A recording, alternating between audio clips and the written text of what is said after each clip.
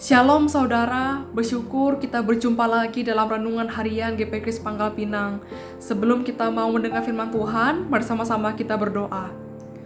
Kami sungguh bersyukur Tuhan buat pagi ini Engkau berikan kami kesehatan, kekuatan, nafas kehidupan, itu semua karena kasih anugerah-Mu. Dan pada hari ini kami mau belajar merenungkan firman Tuhan. Kami mohon Engkau menolong setiap kami, biarlah kami dapat mengerti dan mempraktekkannya dalam kehidupan kami. Inilah doa kami Tuhan, dalam nama Tuhan Yesus Kristus kami berdoa. Amin. Bapak, Ibu, Saudara, mari sama-sama kita membaca firman Tuhan yang terdapat dalam Ibrani 3 ayat 5. Saya akan membacakannya bagi kita sekalian. Janganlah kamu menjadi hamba uang, dan cukupkanlah dirimu dengan apa yang ada padamu. Karena Allah telah berfirman, Aku sekali-kali tidak akan membiarkan engkau, dan sekali-kali tidak akan meninggalkan engkau. Amin. Sedemikian jauh pembacaan firman Tuhan.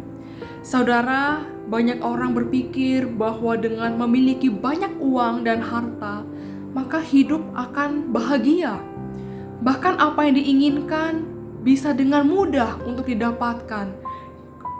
Dan karena memiliki harta yang begitu banyak, seolah-olah uang adalah sebagai penjamin kebahagiaan hidup manusia. Dan banyak orang sampai berusaha, berjuang keras demi mencapai itu. Dan juga banyak orang yang mengejar ketenaran, kekayaan, harta berlimpah, karena memikirkan bahwa dengan harta banyak, dengan uang banyak, maka hidup akan mudah. Itulah sebabnya begitu banyak orang yang berusaha banting tulang untuk mendapatkan uang sebanyak-banyaknya. Saudara, menjadi kaya itu tidaklah salah. Tetapi yang salah adalah jika demi uang kita lebih mementingkan kebutuhan jasmani kita lebih mementingkan kebutuhan sehari-hari kita daripada Tuhan. Dan salahnya adalah kita merenggangkan hubungan kita dengan Tuhan demi untuk mengumpulkan uang. Karena banyak orang dengan mengejar uang, begitu banyak jiwa-jiwa yang sampai meninggalkan Tuhan. Waktu belum memiliki harta yang banyak, mungkin orang ini begitu rajin datang beribadah, baca firman dan berdoa.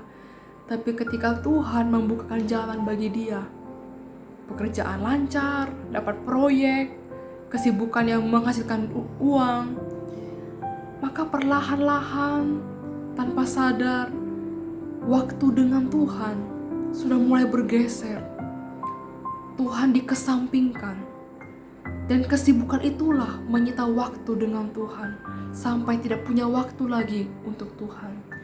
Saudara, saya mau bilang bahwa uang bukanlah hal yang jahat, tetapi yang jahat adalah cinta akan uang. Karena apa? Karena cinta akan uang membuat orang menjadi jahat. Banyak hal yang sudah terjadi jikalau orang itu telah mencintai uang, dan dia bisa melakukan banyak hal kejahatan dan banyak hal-hal yang tidak dikehendaki oleh Tuhan. Tapi saudara, ayat yang kita baca barusan berkata, jangan diperhamba oleh uang. Ini berarti bahwa uang itu adalah Tuhan atas hidup kita, dan kita adalah hambanya uang. Dan bagaimana bisa kita dikatakan sebagai hambanya uang? Dengan cara tadi, saudara, kita dikatakan menjadi hamba uang ketika kita lebih banyak meluangkan waktu kita untuk mengejar hal-hal materi, hal-hal yang menguntungkan, sehingga kita mengesampingkan waktu dengan Tuhan. Memang betul saudara, kita perlu uang, tapi kita tidak boleh menggantungkan hidup kita dan harapan kita pada uang. Jangan biarkan uang mengambil alih atau mengendalikan hidup saudara. Kalau saudara cinta uang, mungkin saudara bisa merasa apa yang saudara miliki itu selalu kurang, tidak cukup. Karena selalu manusia tidak pernah merasa puas. Dan pertanyaannya, apa ciri-ciri orang yang cinta uang?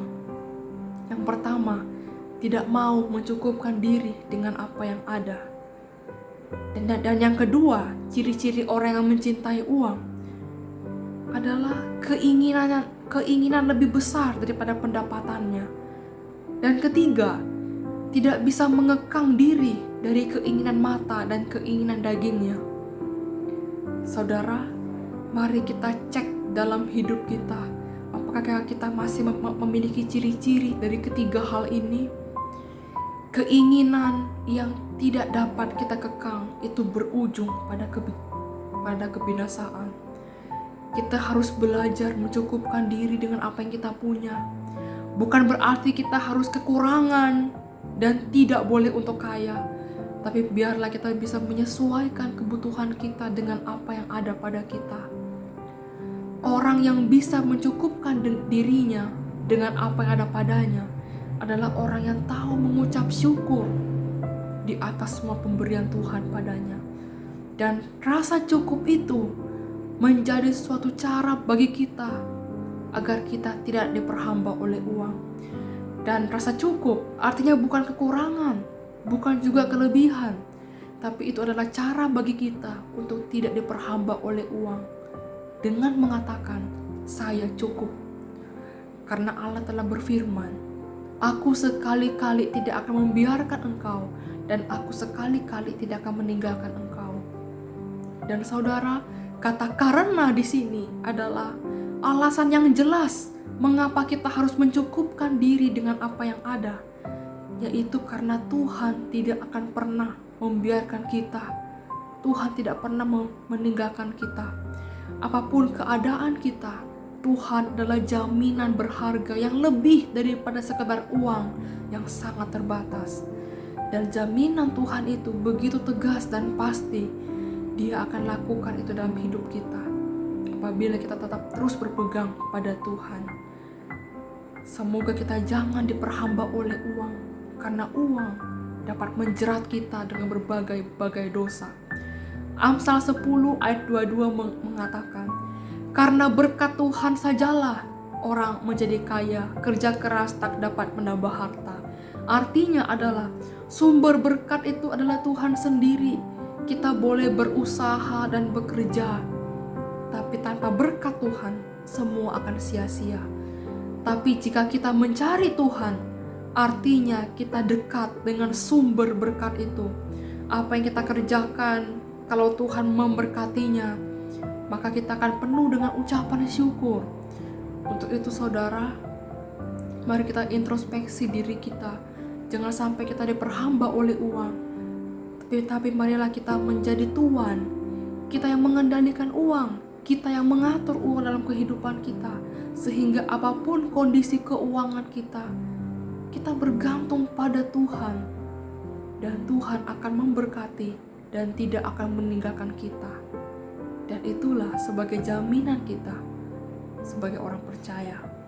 Amin buat firman Tuhan. Mari sama-sama kita berdoa. Kami bersyukur Tuhan buat firman Tuhan hari ini yang mengingatkan kembali pada kita bahwa uang bukanlah suatu jaminan dalam hidup kita. Dan kami mohon Tuhan, biarlah hidup kami bukanlah mengasihi setiap berkat-berkat Tuhan, tapi biarlah hidup kami semakin sungguh-sungguh mengasihi sumber sang pemilik berkat itu, yaitu Tuhan Yesus sendiri. Kami mohon mampukanlah setiap kami, biarlah hidup kami dapat menjadi pelaku-pelaku firman-Mu dimanapun kami berada. Inilah doa kami Tuhan, demi Kristus kami berdoa. Amin.